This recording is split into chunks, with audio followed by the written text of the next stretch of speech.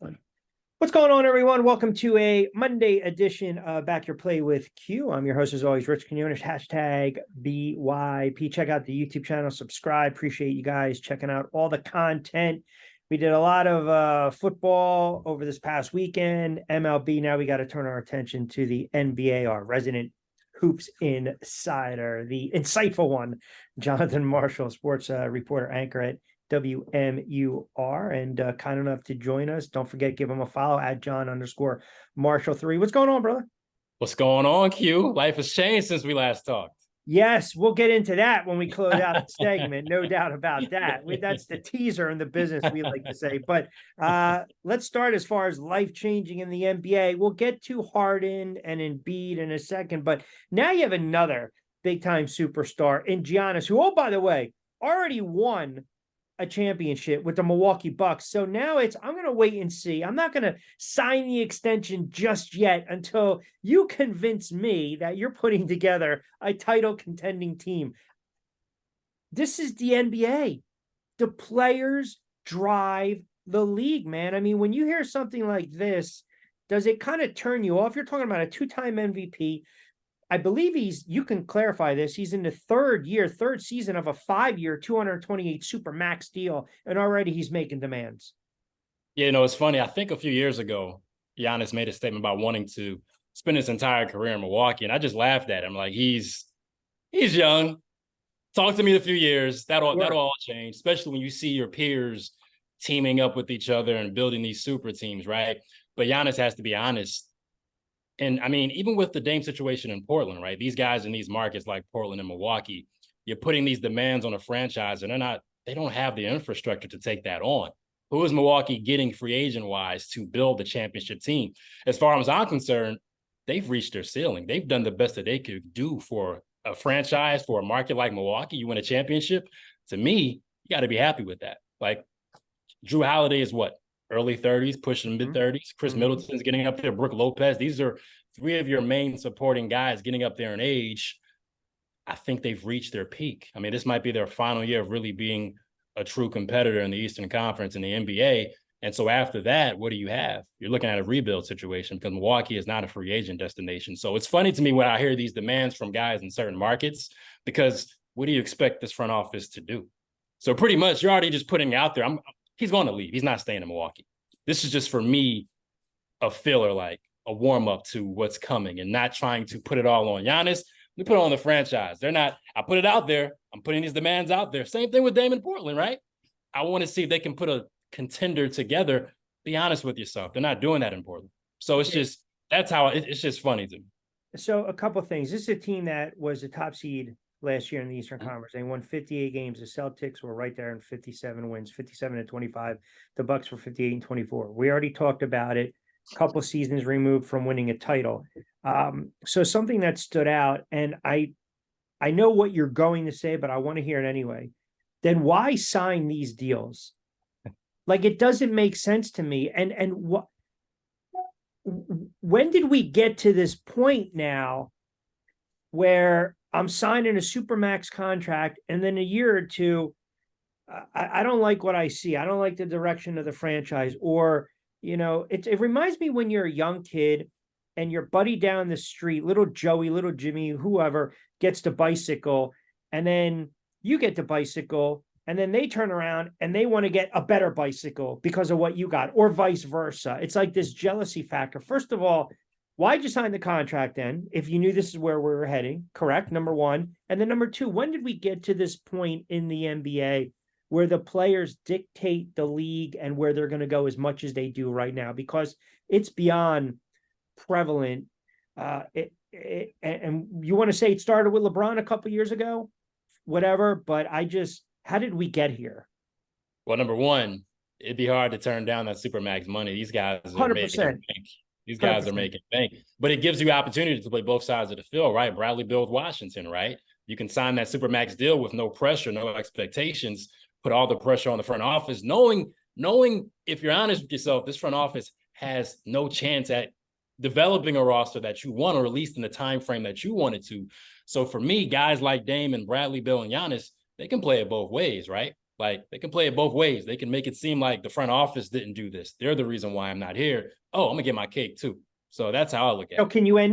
can by that rationale, okay, then can the league down the road come up with, hey man, no more supermax deals?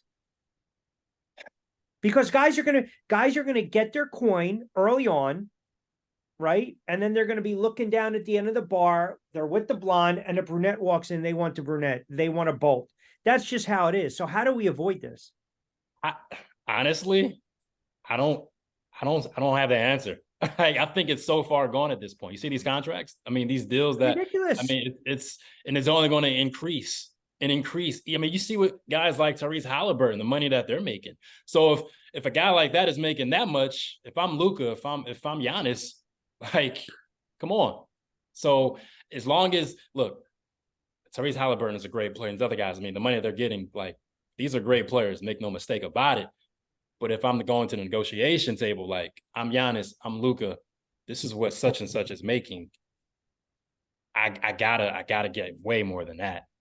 So to me, that's how I look at it. Like, if B-list players are getting this much, right?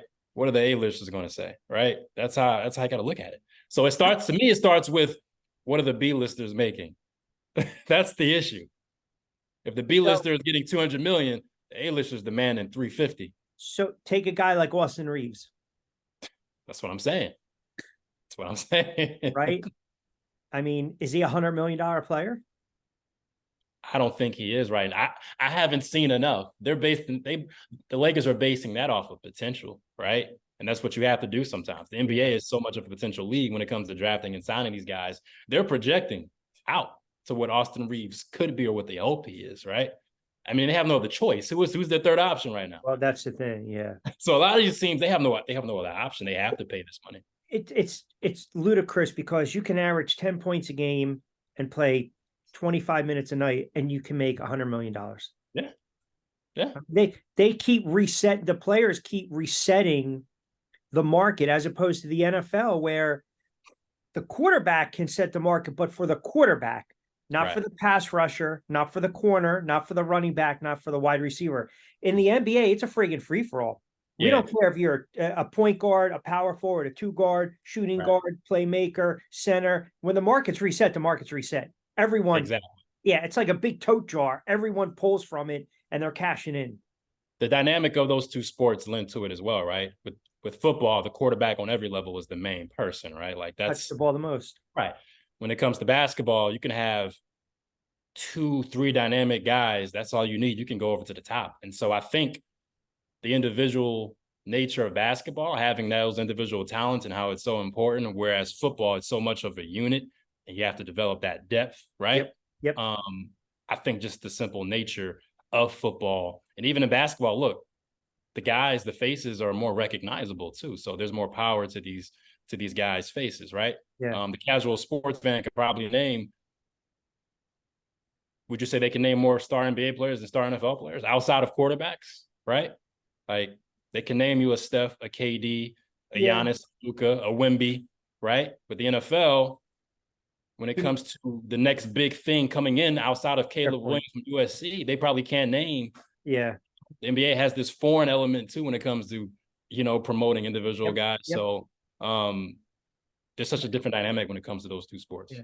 How about the Sixers wishing James Harden a happy birthday and basically I saw that on Twitter. I mean, what are we doing here? First of all, so he goes to China, says what he has to say about Daryl Morey, pardon me, and they had a relationship already in Houston. And again, now he wants out. He wants to get traded. He's not going to show up. It's like, after a while, it's like enough is enough. And we talked about this prior to the season, during the season, after the season.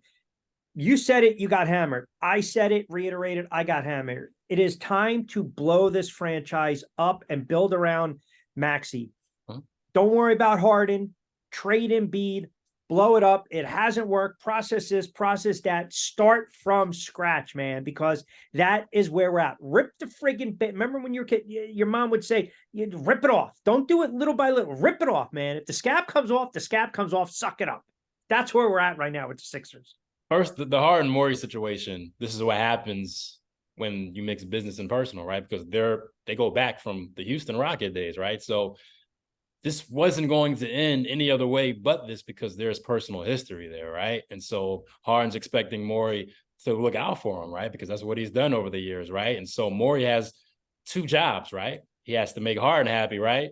But also he has to run this franchise. So 9 times out of 10, running this franchise is going to take precedent. Well, it should. That's what you're paid to do, yes, right? yes. And so Harden, at the end of the day, he signed the deal, right? If I'm not mistaken, right? That was his decision to. Of course it was. You know what I mean? So you can't expect Morey to just make a deal just to make you happy and leave the Sixers with nothing. Like, that's just not good business. But who's in the wrong? Let me ask you a question, though. There's going to be the side of the fence where people are going to side with the player or they're going to side with the GM and or the owner. So who's at fault here? I feel as though the Sixers, they made their bed and now they have to lie in it, because everyone and their mother knew what type of player person you were getting with James Harden.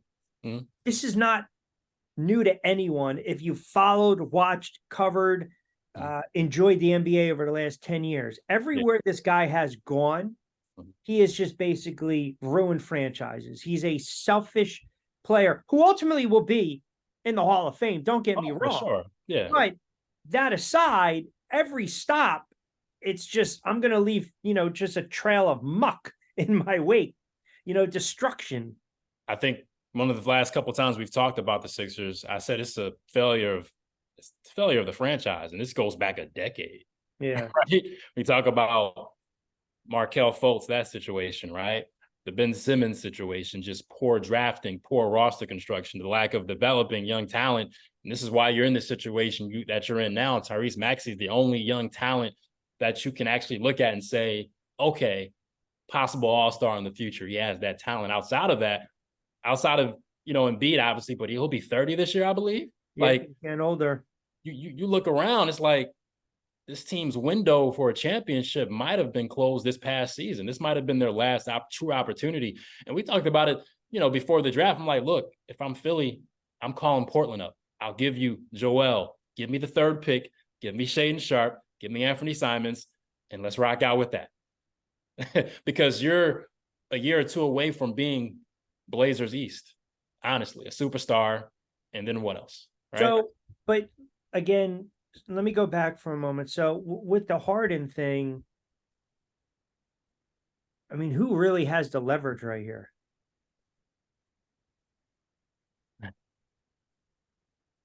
I mean, Harden's going to make it uncomfortable, right? And any player would, but because it's him, it's a little more magnified, especially when you go into another country and you basically call the guy that's writing your check a snake, a liar. And Harden, at this point, he's at the point where I don't even care. I'm going to go to China. I'm going to call him out in front of these kids who don't even care. I'm at this basketball camp, wherever he had to get it out. I feel as though he had, it's like he had to go to confession. He just needed someone to hear. He had to get something off his chest. I'm like, nobody, like, why? Unprompted. But anyway, he does not care, Q. He does not care. So for me, the person with the less care has the most leverage. Yeah. So, I mean, I know I read reports that Kawhi Leonard, Paul George reportedly had contact with him. Players will never say it because they're players. But man, if I'm a player, I don't want anything to do with this guy on my team.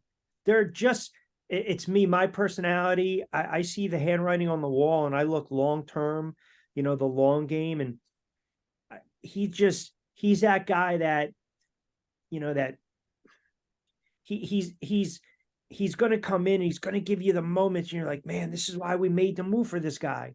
But then you think you've turned the corner and all of a sudden, 4th quarter, game 6 on the road, 3 of 16, 3 of 18, 4th quarter at home, down 2, shies away from the shot. And then it comes, it goes, it hits you and you realize, man, this is just who this guy, he's not a winning player. When you think about it, since he entered the league, the amount of talent he's played with, OKC, KD, Westbrook, right? Next stop in Houston, he's played with Chris Paul. You know, like KD and Kyrie in Brooklyn. He's played Embiid in Philly. He's played with Hall of Famers every step of his career. And he's left those situations worse, ringless. Yeah.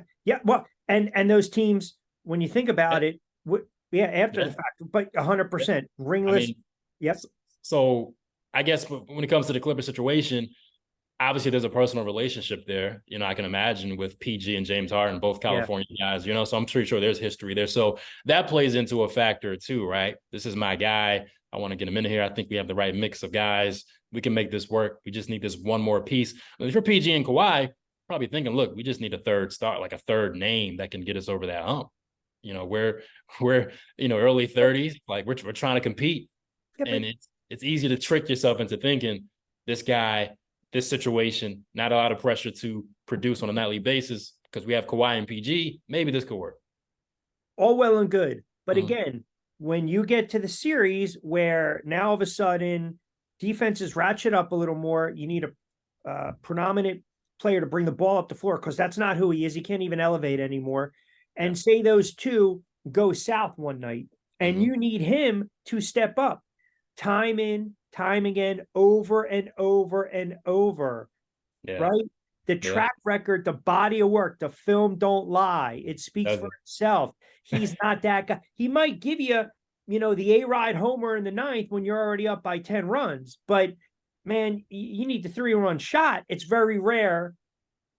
Yeah, the Houston Harden is long gone. And to me, he's not worth the trouble. He's not worth the money. And if I'm Philly, as we keep saying, not only does Harden need to go, I know people don't want to hear it, and we love Joel Embiid. Like, he's a great player, the MVP, but you got to have that conversation. Like, okay, you're running it back with Tobias Harris, Joel Embiid, James Harden, Tyrese Maxey. Where is that going to take you? It's going to get you in the first round, bounce in the first round, maybe the second round, bounce. Maybe 45, 48 games. You look at the Celtics, their top two guys are still young, right? The Knicks, your Knicks, I joke about them, but I think they're on the right track, right? The Cavs, they're going to be better, right? So there are teams that are still young and are still getting better. In Philly, you have Joel Embiid, who's body-wise, I mean, he's 30, but his body's probably like 35, right? As far as breaking down with his knees. So how many more years does he have to play the MVP level? You're wasting your time, and you're wasting Joel Embiid's time. You're wasting the fans' time by parading this team out, acting like you can compete when we know honestly, if you have a real self-reflection, you're not competing for a championship. You're not beating the Celtics. You're not beating the Bucks, right? No. If you're not beating those two teams, then what are we doing? Well, that's the problem. And people can kind of spin it, the narrative, any way they want, or their thought to make it fit their narrative / agenda. I mean, you can throw out the Clippers, the Nets, Miami, all these teams may be landing shots for Harden. But then you mentioned Embiid. I joked. I said, hey, what about the Knicks? You know, you're hearing all these teams, monster deals. It might be that third team for Embiid, but you've got a player too. And let's be fair now. Okay, MVP, 35 plus, but I know people are going to say, well, come on, hold on. He was banged up. That's his bugaboo. That's his MO. Did he give you MVP-like performances during the playoffs when the Philadelphia 76ers needed him the most? No. The answer is no, he did not. I don't know. I think it's polarizing from this standpoint with the Philadelphia 76ers because of what they did years ago. And how, it kind of changed the complexion in the course of the NBA where we're physically going to go out and just give you a crap garbage product, right? Because we want to acquire assets and everyone's trying to connect the dots and spin it the way they want. And if you don't do this, you don't get this player. If you didn't go this route, you didn't have an opportunity. Ultimately, it's failed, period. And anyone that tries to debate it or deny it is a fool and a jackass. Because it has failed. The only way what they did, the process, the tanking, is a success is if they cut down a net. That was the goal. That's it. That's it. And where are we at right now? We're talking about starting over. Simmons is gone. Fultz is gone. You traded him for a guy who's not even in the league anymore, right? And so I think if they keep going with at this rate with this current structure of roster with Joel Embiid being the main guy, they're a couple years away from being irrelevant to having to Go be in back to those the process years. they're going to go back to the Thaddeus Young, They are. They are. I mean, I'm talking about Evan Turner, Evan Spencer Hall. Turner, That was a dark time as a Sixers fan, Q. I don't want to go back. I Sweet don't want to go back. Lou. Hey, we love Lou Williams You now. do We love love Lou. Lou Listen, Williams. we We love love Louis Lou. buckets. We We love do, Lou. no doubt, no doubt. But it really, honestly, I think it was time to have this conversation a year ago when it came to Joel Embiid. And I mean, I don't know the answer to this, but knowing the type of game that the league is centered around now, can you win a championship? Now, Joker is that's a whole different situation, right? Because you can't compare him to any other big man in the league, right? What he does, how the offense centers around him, and then just the point center position that he sort of created for himself, that's different. This isn't Joel Embiid, right? As talented as he is, Joker's a whole different beast. Absolutely. So can you win a championship in today's game with the big man who's not the Joker, with the big man as your best player? When's the last time we've seen that? But hold on, let me emphasize it too. Are we saying a legit big man who will post his ass in the low block, or today's NBA big man that wants to camp out at the 3-point line? Because if we're saying that, then I would say the real true last center. I mean, do we go back to Duncan and Shaq? Yeah. And then if you go back all the way then you're really going back to Elijah Wine. Yeah. And I mean, as far as the new age big man, I guess Dirk is the last as far as, you know. And what was that, 15 something odd years ago? That was a while ago. Right? That was a while ago. And so how this team has been constructed has been so focused on Embiid, right? Surrounding him with the talent, right? But I don't know if that model works right now, especially if you're not providing the playmaking abilities that it works with Jokic because of his playmaking ability, right? He can make others around him better with his passing, right? What he does is just special. That's not Embiid's game. Defensively, he's great too, right? But offensively, there needs to be a little more playmaking, right? That the Sixers have been lacking. And that's the biggest issue. They don't have enough playmaking on the floor. Yeah, I don't remember when Embiid first came into the league, because it feels like he's been in the league for 15 years. Yeah. I mean, and I know that's not the case, right. But he's 29 and he's been in the league 1, 2, 3, 4, 5, 6. This is going to be his 9th year, almost a decade. I don't remember if he ever really camped himself out on the low block. Like, I really have to go back and look at 2016, 17, 17, 18. Yeah. I have to look back. I know when I watched him in Kansas, his game was still developing, right? He had limited high school experience, so he was more so raw. Right. And so he was still finding his game. And I think once he got to the league, you see where the game is going with big guys, right? You want to stretch the floor. I think going to the league and figuring out how I have to evolve my game, that's where we saw that change. Yeah, right? And it's a great point you bring up, right? Because in one breath, you see everyone else and you have to evolve your game to fit the NBA standards, but you'll still get some of the old school hoops fans, kind of like myself at times, where I'll say, get your ass on the low block, because eventually in that half court offense, I need you to post up. Right. But I don't know if you can win with a guy like that anymore in today's game. We haven't seen it. Even with Wembanyama, right? He's not going to be posted up. He's considered, if he reaches the heights that people expect him to reach, he's not going to be the traditional big, right?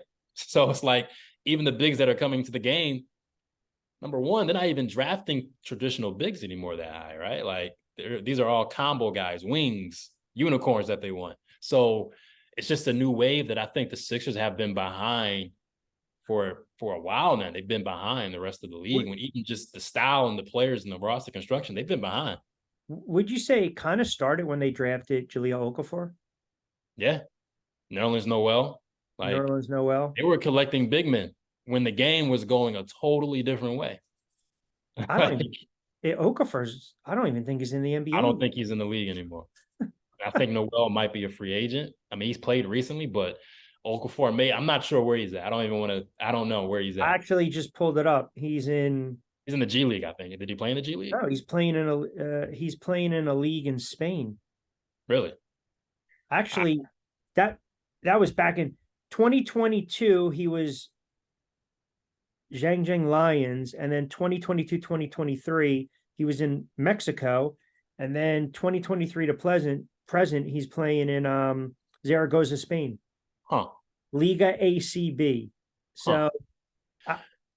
So Wow. I mean, look, it goes back, like I said, poor drafting, roster construction, poor vision. They didn't have vision for what the future of the league was going to look like.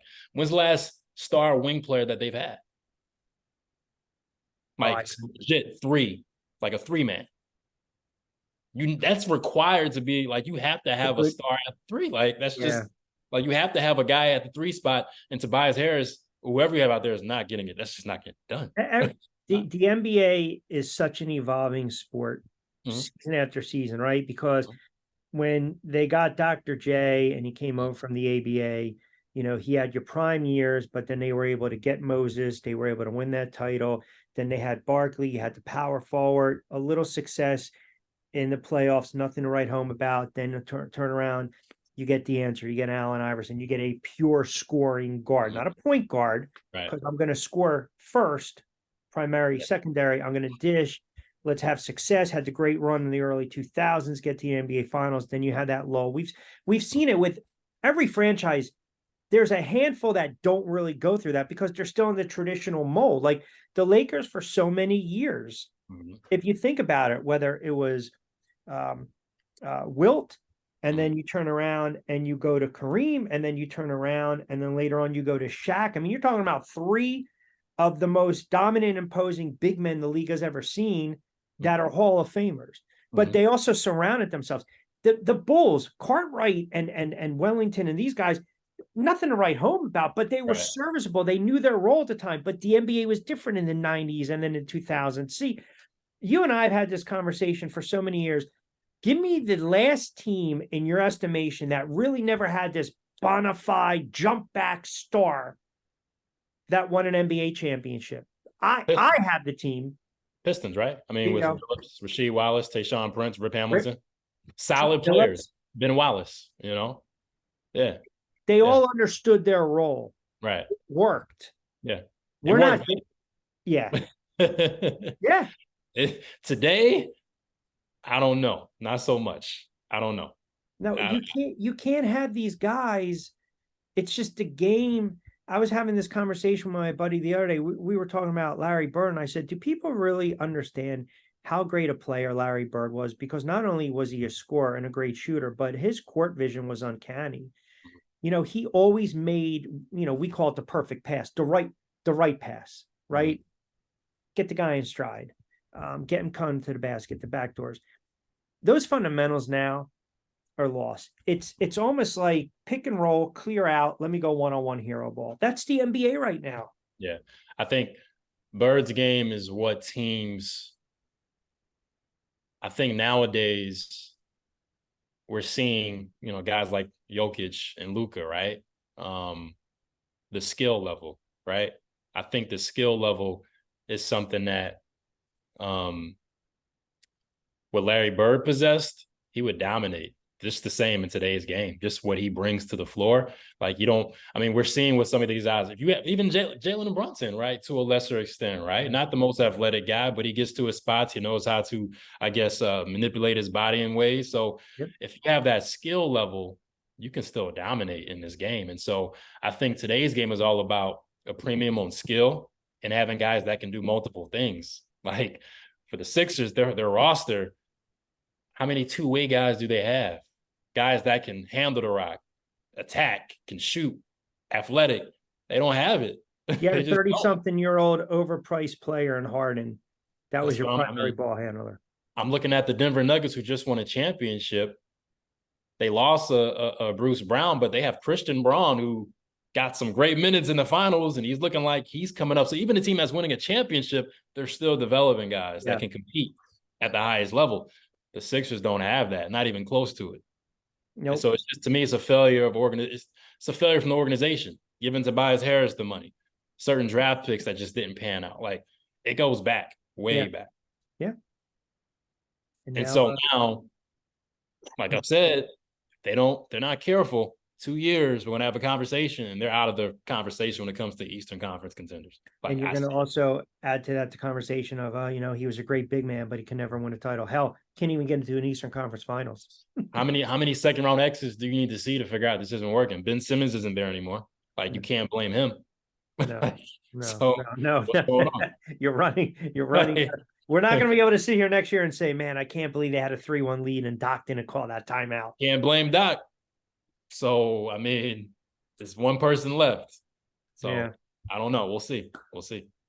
He is Jonathan Marshall, sports reporter, anchor at WMUR at John_Marshall3. All right, give us the breaking news before I let you get out of here. It's like your little Marshall bomb, the breaking news here. I think it's because my other guy also shared the same news, and I'm like, you guys are becoming men. This is what it's all about.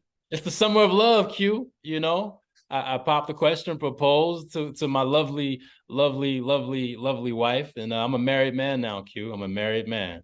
Wow. It's amazing. It's a beautiful thing. Beautiful thing.